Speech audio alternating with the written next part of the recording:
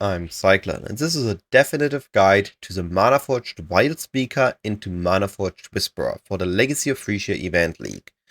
While I'm not personally league starting this build, this was actually the league starter for the 3.27 Keepers League that I went on a Deadeye and later swapped into a Warden to handle T17s. It was a very strong league starter, and being able to take all the knowledge I've gathered about it on the 327 league start and then transferred to the Phrecia League, starting as a Wildspeaker and later transitioning into a Whisperer, it streamlined the progression a lot, and it should result in a very smooth build, able to zoom through maps up to T16s, then do a little bit of gearing before being ready for T17s. Now, I will state that I expect the Whisperer to be very expensive, especially the Indigon helmet, which I didn't even dare to put in here, as I expect this to be at least 40 divines at the first couple of days, as it is an uber older only drop, so the only people putting this on the market early are people that know it's worth. So it's expected to be very expensive, as there's gonna be a lot of Whisperers going around, gonna be a lot of Kinetic Blast with clustering and Manaforged players. And the reason for that is that the Whisperer Ascendancy is very cool. It brings a very unique angle to the game that we normally can't do in the main league. And I quickly want to explain it before I go back to the Wildspeaker and why that approach is likely better than going for the classic Whisperer approach. So the idea of Whisperer is that it gives a unique angle by scaling mana, by scaling dexterity. So it's a dexterity stacker, giving it flat mana.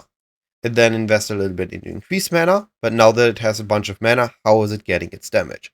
For that, we have We Know All.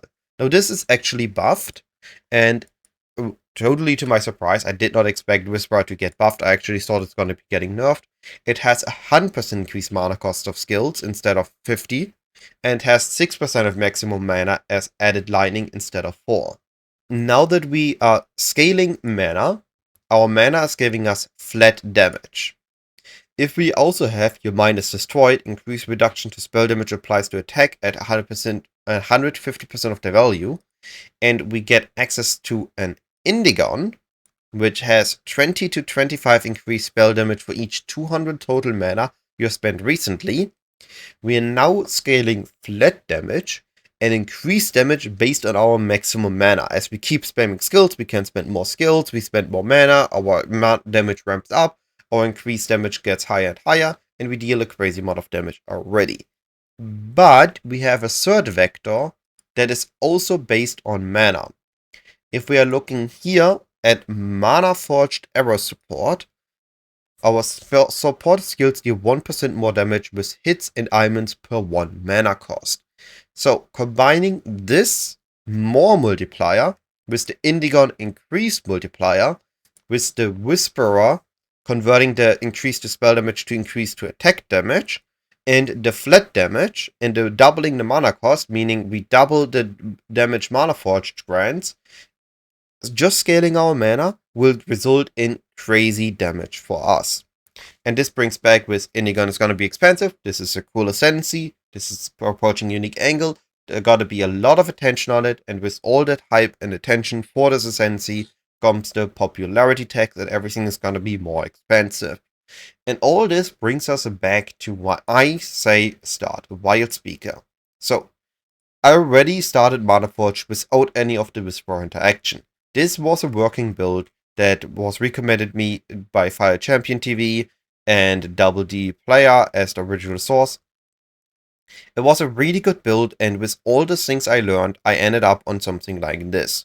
Now, you don't need a Headhunter to make it work, you don't need Soul Essential to make it work, we can already invest into the deck stacking with Wildspeaker. I get to all the tiny details in a moment, but this was basically a very cheap build to just smoothly run T17s, at least compared to what everybody else invested to run T17s. It was a very good build for that. Now, if we convey all this knowledge I've gathered in the 327 League and streamline it, we get this Wildspeak starter. And now I get to why Wildspeaker is going to be very powerful for us. And it's going to be a very smooth transition into the Whisperer. First of all, we are going to be already on bows. And the idea here is that if all the wanders, if there are going to be a lot of wander players and everybody wants their items, they are going to be expensive. There's going to be a lot of demand. And this means they're going to be taking more time to farm up the currency to get those items. Meaning they are going to be getting the Indigon, the chase and other chase items for the build later on, because they take longer to get here. But if we are going both, our items should be cheaper because there's less competition on getting those items, which means we should be getting them faster, which means we are progressing faster, which means we should be getting to the chase items quicker, which means we are getting them hopefully earlier for a cheaper price. The Warner players aren't ready to pay that much for them yet, so the people that get them earlier were trying to get rid of them quickly, which means we should be able to get them for a little bit cheaper than we would be if we are competing with all the wonders for their items. Now, of course, there's got to be some overlap. We still want to already start stack scaling. We still already want to get a little bit of mana going because Manaforged. But honestly, it's gonna be fine. I think this build going parallel to Wanders allows us so much acceleration as both is really good at breach and early clear, and with the idols we have Harbingers, we have altar farming, both excels at that, and we can quickly farm up the currency needed to get those indigons. Now, let's talk about the Wildspeaker Sensi and why it is very powerful, especially in a League Start scenario. We have a couple of notes here that are absolutely amazing. What we can do, already in campaign, we have Great Wolf's Call. You know, the reason almost everybody goes Deadeye at many leagues is Tailwind in campaign. Look at me, I'm faster, I attack faster, I move faster, it's amazing. And now we can have that on Great Wolf. Now, here it says you nearby allies have Tailwind. But just like Whisperer, Great Wolf also gets buffed, and we get a whopping 50% Tailwind effect. So this 8% Tailwind action speed is actually going to be 12%. Now on a Deadeye, we start at 8, we attack, we ramp up all the way to 16. Here we are going to be at a stable 12. It's going to be overall better. So now we have a very solid 12% action speed, which is a good multiplier to our attack and moving around. Then we have Scourge of the Wilds, which also got buffed and is giving us 100 dexterity. So now we have 100 dexterity, which on its own already with this is 30% increased damage, and all the small nodes also give 10% minion damage, so that's also 15% increased damage, and they give movement speed, so we're just gonna be faster in campaign, we're gonna be faster through our maps, and we have a source of increased damage that scales with dexterity, which we want anyway for using our skills, for using our gear. And then we can just invest in it further because we don't need that many resistance suffixes. We just use the rest on dexterity, already becoming a dex stacker without already being a whisperer. Now this is a great package. It streamlines the progression into the whisperer, and it makes us really fast through our maps, meaning we can farm up currency faster.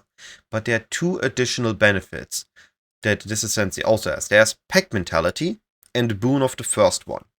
Now, what Pack Mentality does is it gives us the chance to summon wolves. On a crit, every 0.5 seconds we summon a spectral wolf. So after 5 seconds we have 10 wolves, and then we attack and they just reset and we get new wolves. Each wolf gives us 6 to 12 added physical damage. So this is 60 to 120 base flat damage that this Sensi node gives. Getting flat damage on a Sensi node, we just talked about it, we know all with Whisperer, it can be very powerful. Now this requires us to crit swap, but actually on the Manaforged build we can crit swap at like level 70. So just as we progress through maps, we can already be a crit build and be very powerful, utilizing Pack Mentality, Scourge of the Wilds, and Great Wolf's Call. But now there's also a boon of the first one, and let me just show you this. If we are looking at Inspired Learning, it has the wording, rare monsters, when you kill a rare monster, you gain one of its modifiers for 20 seconds. Huh, interesting.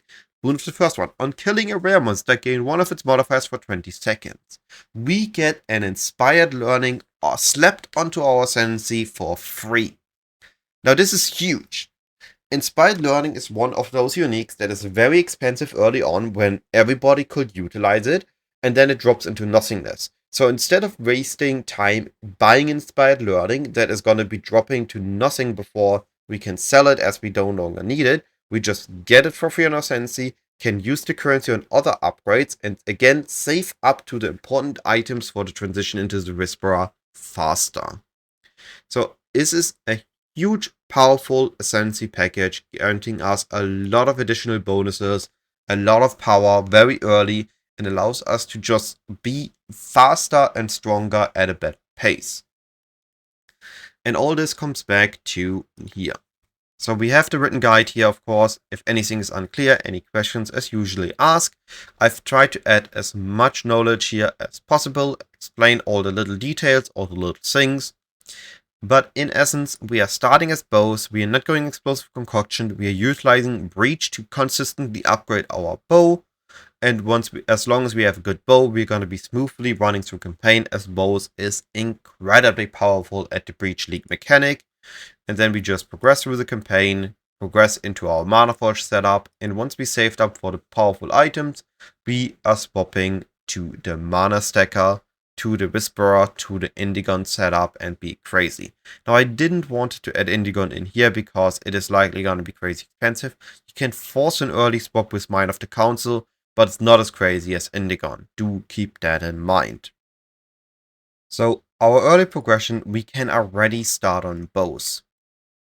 We don't need to do any explosive concoction, anything specific. We already start with bows, and we utilize the bow coverage, the bow clear, the Manaforged to just be very quick through maps, through the zones.